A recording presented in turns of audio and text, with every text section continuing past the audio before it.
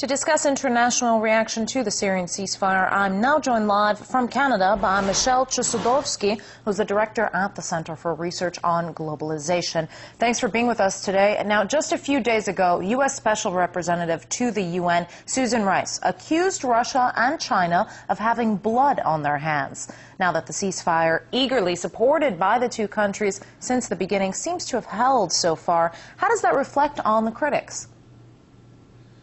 Well, I think that those who accuse, in fact, have blood on their hands. NATO has blood on their hands. The United States has blood on their hands. Why? Because they have supported an armed insurgency from the outset in March of 2011. It is known and documented that this so-called opposition is, in fact, a proxy military formation or paramilitary formation which is supported by the Western military alliance.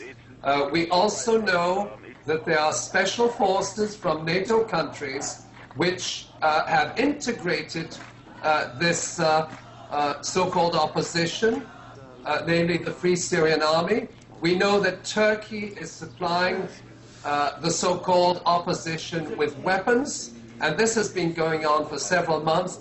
And we also have very well-documented evidence to the effect that most of the civilian casualties are attributable to terrorist acts by opposition gunmen and paramilitary. Now, the ceasefire has been achieved, but the West consistently pours scorn on Assad's truce pledge. Meanwhile, no one talks about the opposition's commitments. Why the different approach to the two sides?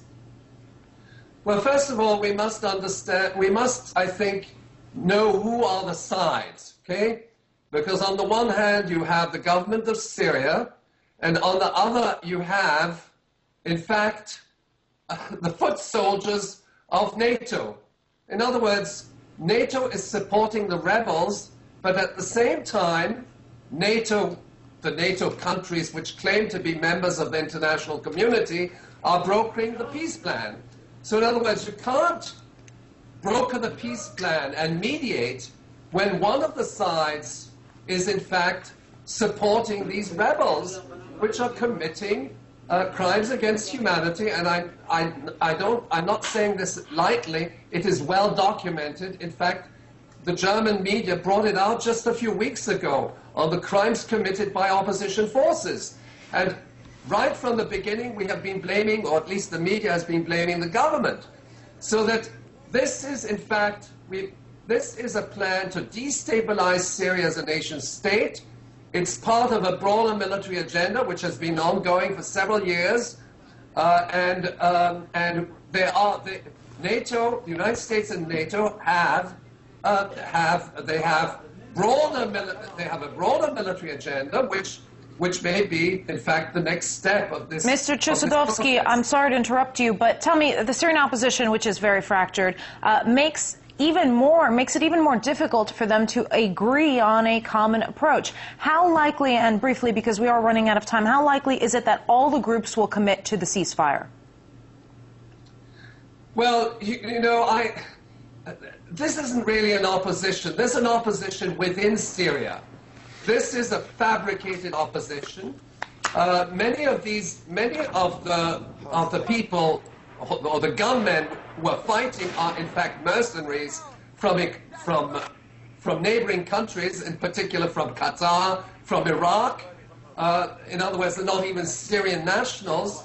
So we have to understand that this is not an opposition. If it were an opposition, things would have happened previously, namely dialogue would have been established between the government and the opposition. There is opposition within Syrian civil society.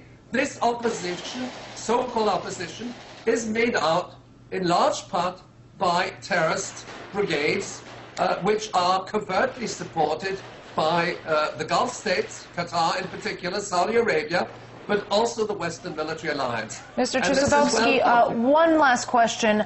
Do you think that this truce can last? And what's the future hold for the country? Well, I'm not terribly optimistic because the Western powers are not interested in a truce. They have been seeking from the outset, regime change, and, in other words, toppling the government and destabilizing the country. They have, in part, achieved the process of destabilization through the impact on the country's infrastructure, its economy in the course of the last year. All right, Michelle Chusudovsky, Director for the Center for Research on Globalization, thank you.